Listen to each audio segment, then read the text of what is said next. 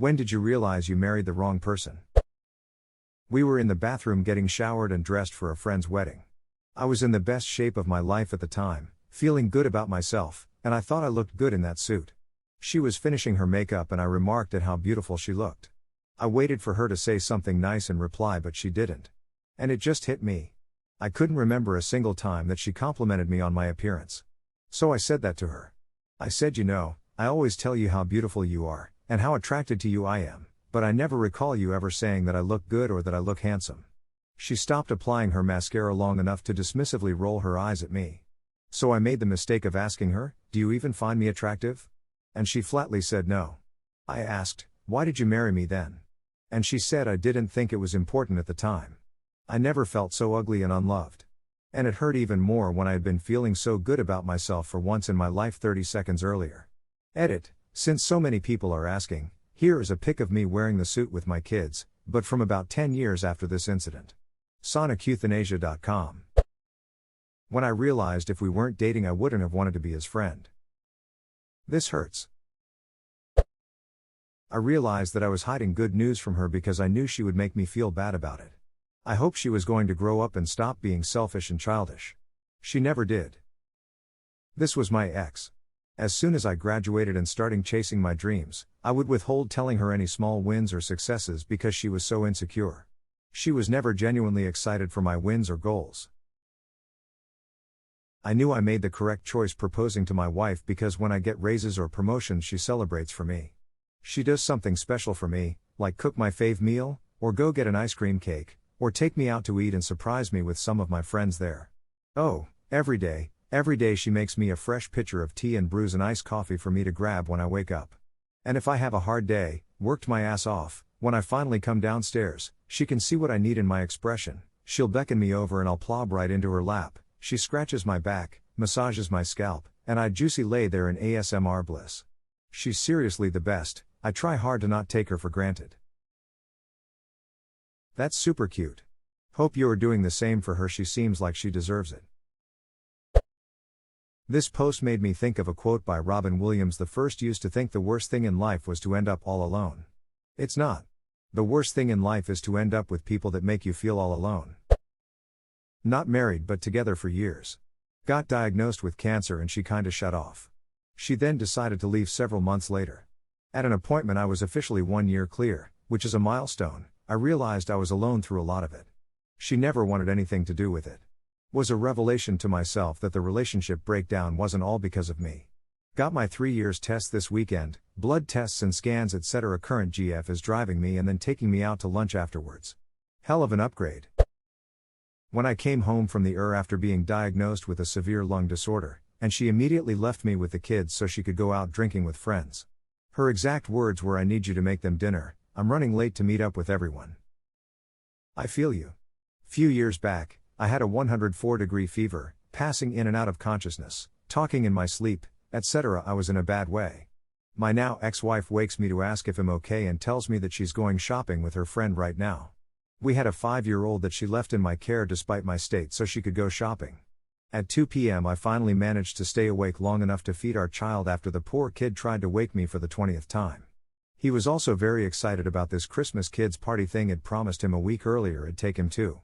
She could've taken him, but no, shopping.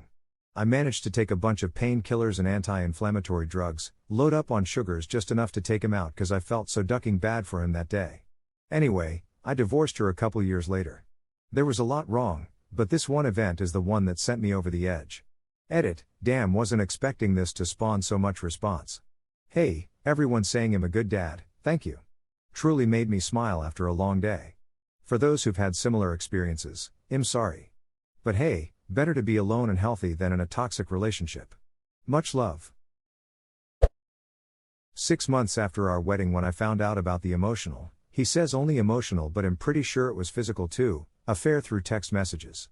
He had sent his affair partner screenshots of my texts to him in which I was begging him to talk to me and tell me what was wrong.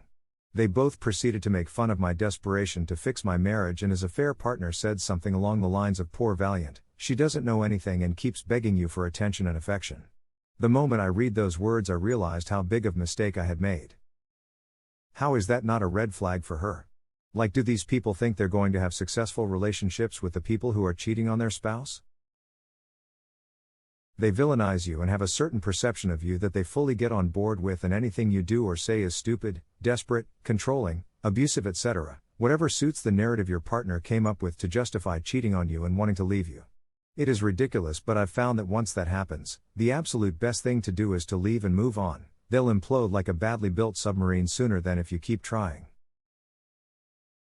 And when the affair partner inevitably experiences the same exact thing they did to the original spouse, they realize how much they ducked up and how everything the partner told them while still in the affair was bullshit. One day I realized I had become a smaller version of myself. Out of all the answers here, this one hit me the hardest.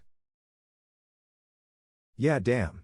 I'm about a year past a really tough breakup, and this hits hard. My friends all tell me they like the new me. And it certainly feels easier to be me. I don't know why I ever let it be reduced. I think she left me with a bit of imposter syndrome, but it turns out I'm ducking dope. When he was messaging a side chick on our wedding day, and boy did it go sideways from there. Yeah, I'm at my lame wedding today. Maybe we can chill tomorrow? No, apparently he was just on vacation with his brother and sister-in-law and couldn't wait to see what else that mouth can do, along with oh so many more, including video and pictures. That continued to roll over his face-up phone the whole reception. My dude. Ducking, yikes. Sorry you had to deal with that ass. I found my cousin zipping up his pants coming out of a closet just before a bridesmaid, on his wedding day. He was late for the ceremony by a few minutes. I was asked to go find him, and find him I did. He walked down the aisle immediately afterward like nothing had happened. They were divorced a few short years later, to nobody's surprise. In contrast, my own divorce was more of a slow burn surprise. My friends are just finding out about it still, 2 years after the fact. Engaged, not quite married yet. When I had been on mandatory bed rest and caring for our infant son, after having emergency surgery for nearly bleeding to death after a miscarriage, and he came home from work and looked me dead in the face and said, "Why aren't the ducking dishes done?" Called my mom the next morning and told her I was leaving. Hightailed it out of there 2 weeks later. My mother tells that when she returned from the hospital with me, my older sister was wearing a diaper that hadn't been changed in days and the house was a mess. Before even asking to see the new baby, father asked what was for dinner. It took her a few years to get out, but she knew in that moment it was over. It was a good decision. He always was exactly that: uncaring, inconsiderate, selfish, etc.